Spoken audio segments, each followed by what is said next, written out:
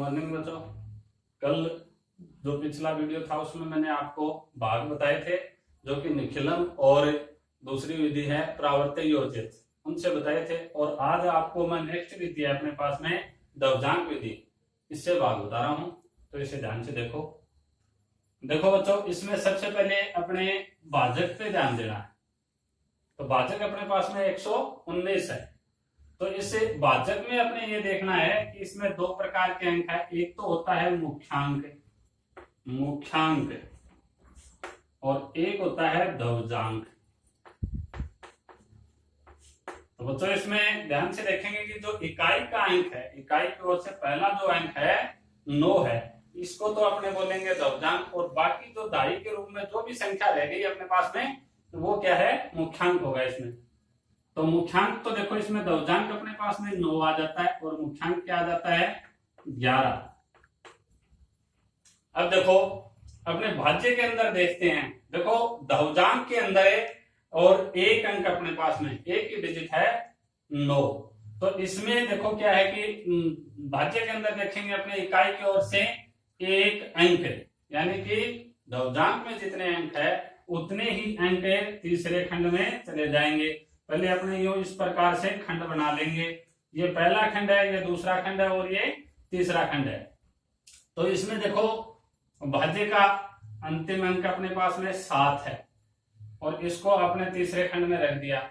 इस एक अंक को क्यों रखा, अभी मैंने आपको बताया है कि ध्वजांक में कितने अंक है, एक अंक, इसलिए भाज्य का अंतिम अंक एक, इकाई की ओर से एक अंक तीसरे खंड में रख देंगे। बाकी जो भाज्य का शेष रह गया वो सारा का सारा अपने को कहाँ रखना है, सेकंड खंड में।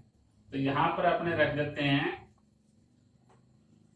5, 9, 2, 8 और 3। इस प्रकार से अपने को सारी संख्या रखनी है। इसमें पहले खंड में है, इसको अपने मुख्यांक को पहले रखेंगे और ध्वजांक को घात के रूप में रखेंगे। ये प्रक्रिया होगी। सबसे पहले इसमें अपने पॉइंट नंबर 1 रखते हैं और पॉइंट नंबर 1 में बच्चों क्या है कि भाग देना है किसका, मुख्यांक का। मुख्यांक का काम यहाँ पर अपने पास में रहेगा भाग देने का, और ध्वजांक का काम क्या रहेगा, जो भाजक आएगा उसके साथ में गुणा होकर के नए भाज्य से घटेगा तो संशोधित भाज्य आएगा। और वही प्रक्रिया अपने बार बार दोहराते चलेंगे। तो सबसे पहले अपने देखते हैं कि 11 का भाग देना है। 5 में तो दे नहीं सकते एक अंक में, तो यहाँ पर 2 अंक लेते हैं तो क्या आता है अपने पास में 59। तो 59 भाग 11। अब यहाँ पर देखते हैं कि 11 का भाग 59 में कितनी बार जाता है। देखो 11 का भाग 59 में 5 बार जाएगा, 11 पंजो 55। तो यहाँ पर अपने क्या लिखेंगे, भाजक है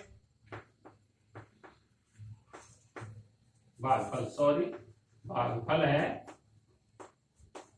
5 और शेष क्या आएगा यहाँ पर। देखो 59 में 11 का भाग देते हैं, 11 पंजो 55, तो 59 से 55 घटाते हैं, शेष क्या रह गया अपने पास में 4 रह गया।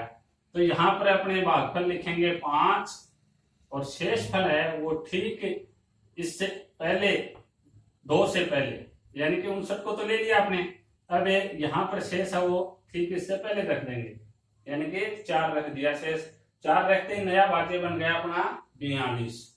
तो नया भाज्य देखो यहाँ पर क्या बनता है, नया भाज्य 42 बनता है। इसके बाद में अभी मैंने आपको बताया संशोधित भाज्य कैसे निकाला जाता है। नया भाज्य जो है अपने पास में, नया भाज्य 42 है, उसमें देखो जो भागफल आया उसके साथ में ध्वजांक को गुणा करके घटाना होता है। तो 9 को 5 से गुणा करते हैं अपने 45 आएगा।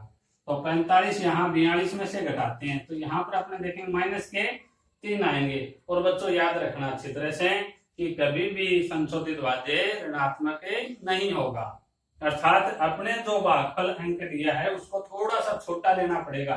तो देखो एक बार मैं इस लाइन को मिटा रहा हूं क्योंकि अपने को दोबारा करना पड़ेगा, ये देखना पड़ेगा। अगर ऋणात्मक आ जाता है संशोधित भाज्य तो इसको चेंज करना पड़ता है। तो यहाँ पर भागफल अपने 4 लेंगे और ये शेष फल भी यहां से मिटा दिए। तो यहाँ देखते हैं कि भागफल 4 लिया है तो शेष फल कितना आता है। शेष देखो 11 का भाग 59 में 11 चौक 44, 59 से 44 घटाएंगे वो शेष फल आएगा। तो इसका मतलब 59 से 44 घटाते हैं तो क्या आता है शेषफल 15। तो 15 शेषफल आएगा और 15 को अपने इस 2 से ठीक पहले रख देंगे इस प्रकार से। और ये शेषफल रखते ही अपने पास में नया भाज्य आ जाएगा। तो यहां पर अपने लिखेंगे नया भाज्य। अब देखो नया भाज्य अपने पास में क्या आया है 152। नया भाज्य अपने पास में आ गया 152। इसके बाद में अपने को करना है संशोधित भाज्य। संशोधित भाज्य, संशोधित भाज्य अभी मैंने बताया था उसी प्रकार से 152 नया भाज्य है, उसमें से क्या घटेगा ध्रुवांक, ध्रुवांक को भागफल के साथ में गुणा करके, यानी कि 9 को 4 से गुणा करके घटाना है। तो आप अपने को पता है 9 चौके 36, 36 से घटाने पड़ेंगे 152 से। तो 36 घटाते हैं 152 से, यहाँ पर अपने पास में 116 रह गए। 116 संशोधित भाज्य आ गया। फिर वही प्रक्रिया अपनाते हैं। संशोधित भाज्य आने के बाद में अपने फिर पॉइंट नंबर 2 लिख करके भाग देना है 116 भाग वही मुख्यांक का भाग देना है भाग 11। 116 भाग 11। तो 11 का भाग देते हैं अपने। देखो 11 को 10 से 110 बन जाते हैं, लेकिन 10 में डबल डिजिट है 2 है, इसलिए अपने इसका भाग 9 बार लगाएंगे। तो यहां पर अपने लिख देते हैं भागफल 9 और शेष यहां पर शेष देखते हैं अपने 116 में से 11 में 99, तो 116 में से 99 घटाते हैं 17। शेषफल क्या आ गया अपने पास में 17। और 17 शेषफल देखो यहाँ पर तो भागफल रख देते हैं 9 और 17 आते ही ठीक 8 से पहले अपने 17 इस प्रकार रख देंगे। और 17 रखते ही फिर अपने पास में नया भाज्य आ गया, नया भाज्य। और नया भाज्य अपने पास में क्या आ गया देखो यहाँ पर 17 को साथ में लेकर के चलते हैं तो 178। अब देखते हैं अपने संशोधित भाज्य। तो इसी प्रकार देखो पीछे किया उसी प्रकार से संशोधित भाज्य। और संशोधित भाज्य को निकालने का वही नियम है। देखो 178 अपने पास में नया भाज्य है, उसमें से अपने को क्या घटाना है ये ध्रुवांक और भागफल को गुणा करके। तो 9 को 9 से गुणा करेंगे यहाँ पर। तो 9 को 9 से गुणा करेंगे तो अपने को पता है कि 81 आएंगे और 81 178 में से घटाने हैं। 178 में से 81 घटाएंगे तो अपने पास में शेषफल क्या रह जाएगा 97। यानी कि संशोधित भाज्य क्या आ जाएगा अपने पास में 97। और संशोधित भाज्य आते ही फिर से अपने पॉइंट लिखेंगे, पॉइंट नंबर 3 और 97 भाग 11 वो की वही प्रक्रिया है भागफल। देखो 11 का भाग लगाते हैं 97 में, तो भागफल कितनी बार जाएगा भाग आएगा इसमें 8 बार। 11 8 88 और शेष क्या आएगा अपने पास में देखो 97 से 88 को घटाना है तो शेषफल क्या आ गया अपने पास में 9। तो यहां पर तो भागफल लिखेंगे अपने 8 बार और शेषफल अपने पास में 9 आ गया, तो ये यहां पर रख देंगे। अब देखो यहां पर नया भाज्य कितना आया है 9 और 3 को साथ में लेते हैं तो नया भाज्य आ गया अपने पास में नया भाज्य 93। नया भाज्य 93 आते ही अपने फिर संशोधन करेंगे। अब ये मैं पहला पॉइंट मिटा देता हूं। नया भाज्य 93 आने के बाद में अपने फिर उसी प्रकार से संशोधित भाज्य करते हैं। तो संशोधित भाज्य यहाँ पर देखो नए भाज्य 93 से और यहाँ पर देखो भागफल 8 आया है और ध्रुवांक क्या है 9। तो 9 और 8 को गुणा करके घटाएंगे तो 9 × 72। तो 93 से अपने को यहाँ 72 निकालने, तो क्या आ जाएगा शेषफल यहाँ पर संशोधित भाज्य क्या आ जाएगा 21। संशोधित भाज्य क्या आ जाएगा यहाँ पर 21 आ जाएगा।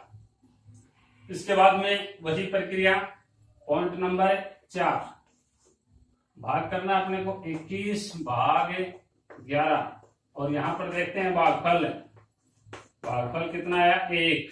देखो 11 एकम 11 भागफल 1 आ गया और शेष क्या है यहाँ पर 21 में से 11 को घटाते हैं 10। अब ये शेषफल तो यहाँ पर आ जाएगा और भागफल 1 आया है वो यहाँ रख देते हैं।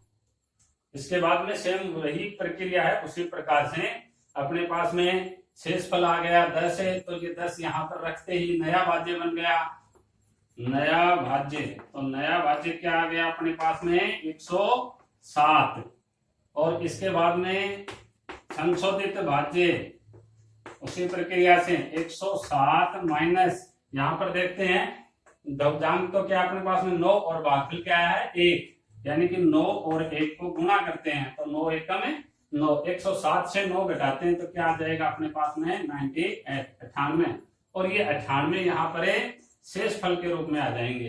तो इसका मतलब ये हुआ कि भागफल जो है अपने पास में दवजांक विधि से वो 4981 आ गया, और शेष फल क्या आ गया अपने पास में 98 आ गया। इस प्रकार से ये प्रश्न कंप्लीट हुआ। ओके, हाँ तो बच्चों आगे अपना नेक्स्ट क्वेश्चन ये है 12345 में अपने को 91 का भाग देना है। तो प्रक्रिया वो की वो है, और इसी विधि से दवजांक विधि से देखो सबसे पहले ये अपने खंड बना लेते हैं। इस प्रकार से खंड बना लिए।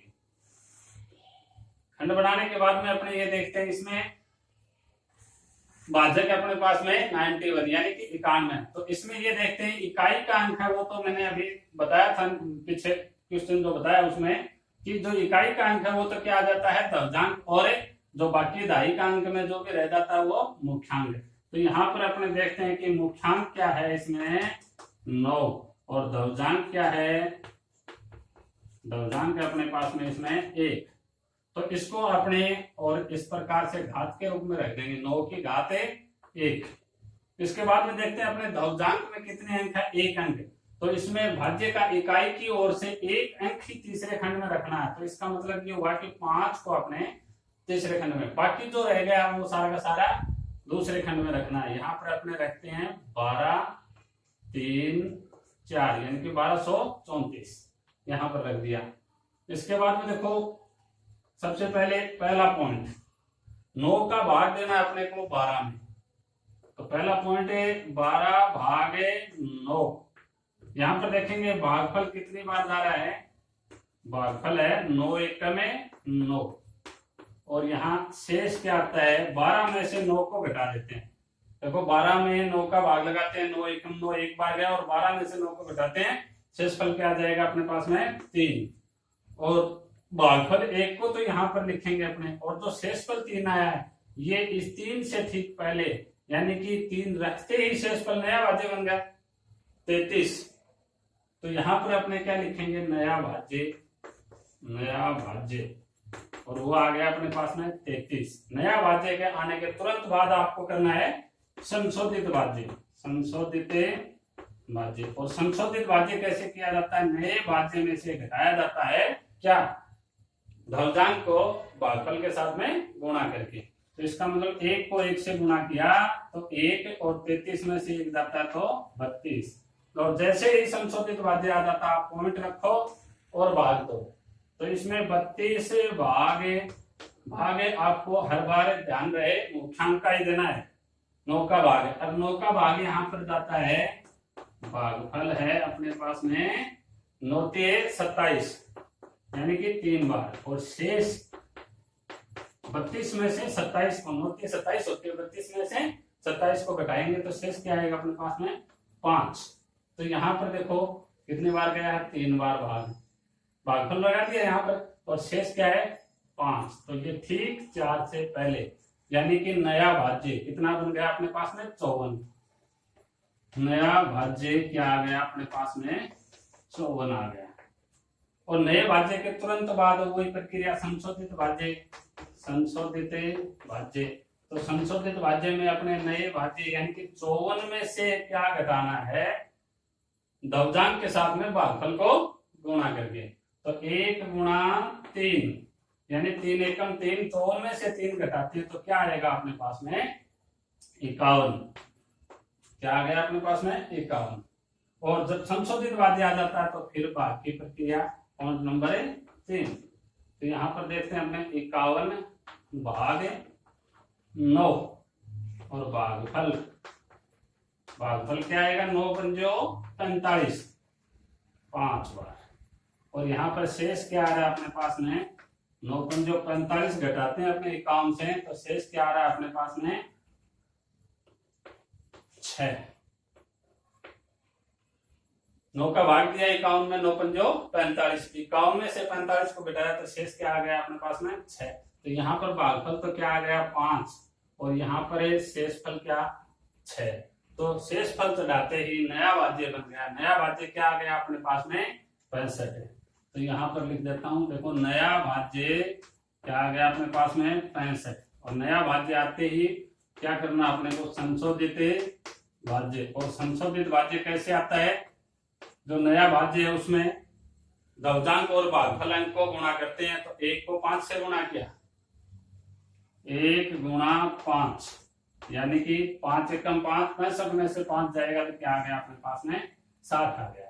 और जो संशोधित भाज्य आता है अंतिम शेषफल वही होता है। तो इसका मतलब अपने यहाँ पर अपने पास में संशोधित भाज्य 60 रह गया और 60 को अपने यहाँ लिख देते हैं। तो 60 यहाँ लिखते ही अपने पास में भागफल 135 आ गया तो शेषफल 60 आ गया। इस प्रकार से ये भाग भी आपका कंप्लीट हुआ। इसी प्रकार आप और क्वेश्चन भी करके देखेंगे।